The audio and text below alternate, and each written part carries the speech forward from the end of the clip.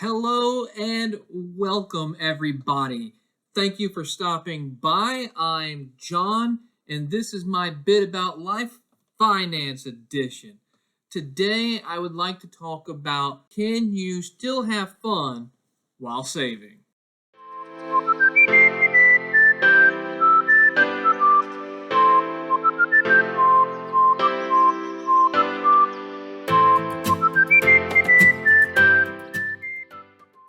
So, at this point, you're probably asking, John, don't I have to cut 100% everything while saving money and to reach financial independence? Giving up everything like date nights, eating out, movie night, vacation? And the answer is no. You can still enjoy life and the things you love on your path to savings and financial independence. And I'm going to tell you how. At the beginning, I was talking about how you don't have to cut out 100% to save money and reach financial independence. Now, there are going to be those who say it is all or nothing. And if you dare say that you will do something like maybe buy a Starbucks coffee, they will look at you and say, shun the non believers. And that's just not healthy, especially if you are new to saving rather than just jumping right in and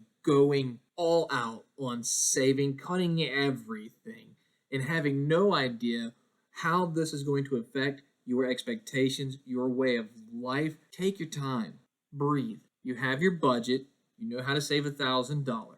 You don't have to cut everything. In fact, set little milestones for yourself. And as you reach these milestones, reward yourself. For example, you're starting out and you've saved your first $100. This is the first time you've probably saved $100 in a long time. And now you see how to do it. But you've done it. Treat yourself. Go get your Starbucks or your Dunkin' Donuts. Just make sure that as you are rewarding yourself for these milestones, that the reward doesn't outweigh what you're already putting in place for savings. What I mean by this is once you save $100, and I'm using 100 as just a round number. So you save $100. Spend $75 on a reward, you've only netted a $25 saving. Make sure your rewards are proportionate to what you're trying to accomplish. If you don't make it to where your rewards are proportionate to your actual savings, you wind up in a situation that's putting you back on the wheel of bad habits, where you see money, now I have to spend money. And it doesn't have to be that way. Just make sure that when you do spend your money, you are using your budget, you are tracking everything, and you know where you are at all times. Another way I tell people to look at it is treat your budget the way you would treat your diet. Again, when it comes to savings, there's no one size fits all. Yes, there are those who I find to be cuckoo for Cocoa Puffs. I don't know how they do it, where they just go all in. They live like hermits. They got a tent in a cave, and everything just goes straight to savings and bills, and I don't know how they do it. Good for them. I applaud them. I am more of a marathon person, so got your all in, so you can think of people who are going to be, as far as diets, super restrictive in calories. But then again, there's always the Atkins, the Mediterranean, keto, the caveman paleo diet. There's so many, and the reason why there are so many is because there is no one size fits all. People will try a method and fail, and try a method and fail, and try a method and fail, and that also is not a healthy thing to do. You got to find out what works for you, which is why I always encourage, especially if you are new, take it slow. Ease yourself into it. Get a feel for how things are going to change for you. Like losing weight. The first 3-4 weeks, that first month, it is rough because there were so many bad habits that led up to where you are. A person who gains weight, well, there's a reason why they gained weight, and trying to stop immediately and go 100% in reverse almost always fails. And the same is going to be true with savings. If you have a whole bunch of bad habits, a lifetime of bad habits, and immediately stop and then try to reverse course and do something different, it can easily lead to failure. And that's not what we want. Then what can we do to help avoid a catastrophe? One thing I like to do is set it up where my rewards are things that I already enjoy.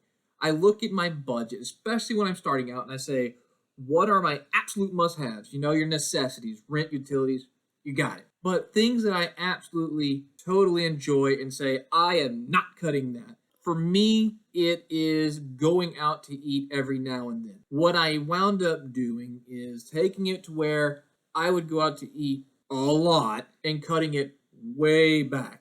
I now go out to eat maybe once a week, but it's my weekly reward for saying, again, I've done this process, I've been successful, and it's proportionate to what I'm trying to accomplish. So the reward fits, and it keeps me motivated.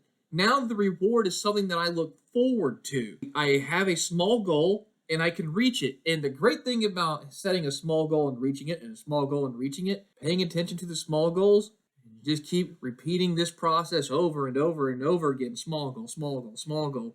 And you start paying attention more to the small goals, well, guess what happens? Magically, one day, you look up and you're at the big goal. You've made it. Whatever that goal is, whether that's to save $5,000, $10,000, to have all your bills paid, to save for a vacation, what have you. You've done it by the simple, repeatable process of small rewards, small goals, and doing it over and over. So there you have it. You don't have to give up everything to save money. You can still do the things you love and enjoy so long as you pay attention to your budget.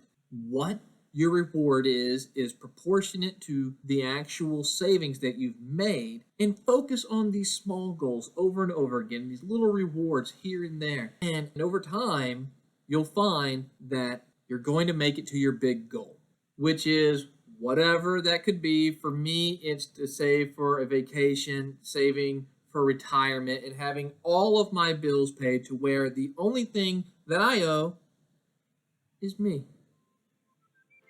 I thank you for your time. I hope this has been helpful. And until the next time, you all take care. Have a great night, and I will see you next time.